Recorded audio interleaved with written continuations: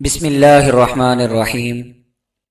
عزیز طلبہ، ہمارا آج کا موضوع ہے سبق نمبر 1، ہجرت نبوی صلی اللہ علیہ وسلم کا خلاصہ۔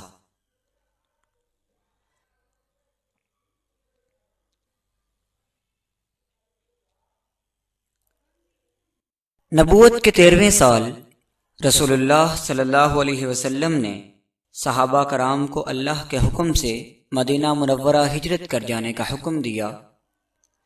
تبلیغ اسلام کی وجہ سے آپ صلی اللہ علیہ وسلم پر سختیاں اس قدر بڑھ گئیں کہ آپ صلی اللہ علیہ وسلم کے قتل کی سازش ہونے لگی۔ آپ صلی اللہ علیہ وسلم نے حضرت علی رضی اللہ تعالیٰ عنہ کو بلایا اور فرمایا کہ مجھے ہجرت کا حکم ہو چکا ہے، آج رات آپ میرے بستر پر سو جائیں اور صبح سب کی امانتیں واپس کر کے مدینے آ جانا۔ کفار کو اس کی خبر ہوئی تو انہوں نے آپ صلی اللہ علیہ وسلم کے گھر کا محاصرہ کر لیا، مگر قدرت نے ان کو بے خبر کر دیا۔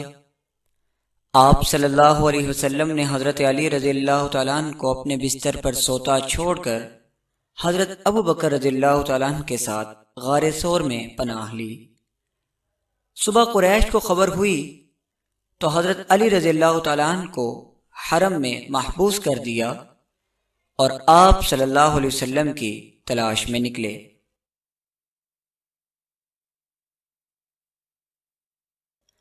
حضرت ابو بکر رضی اللہ تعالیٰ عنہ کا غلام شام کے وقت دودھ، جبکہ آپ رضی اللہ تعالیٰ عنہ کی بیٹی حضرت اسماء رضی اللہ تعالیٰ عنہ غار میں کھانا پہنچاتی۔ ایک دن کفار آپ صلی اللہ علیہ وسلم کو ڈھونڈتے ہوئے غار تک آ گئے۔ حضرت ابو بکر رضی اللہ تعالیٰ عنہ کی پریشانی دیکھ کر رسول پاک صلی اللہ علیہ وسلم نے ان سے فرمایا، لا تحزن ان اللہ معنا، غم نہ کریں، اللہ ہمارے ساتھ ہے۔ قریش نے ان دونوں حضرات کو گرفتار کرنے پر 100 اونٹ انعام مقرر کیا۔ سراقہ بن جحشم نے آپ صلی اللہ علیہ وسلم کو دیکھ لیا، حملہ کرنے سے پہلے فال نکالی تو جواب میں نہیں نکلا۔ بار بار جواب نہیں آنے پر اس کی ہمت ٹوٹ گئی اور اس نے آپ صلی اللہ علیہ وسلم سے امن کی تحریر لکھنے کی درخواست کی، جو کہ آپ صلی اللہ علیہ وسلم نے قبول کر لی۔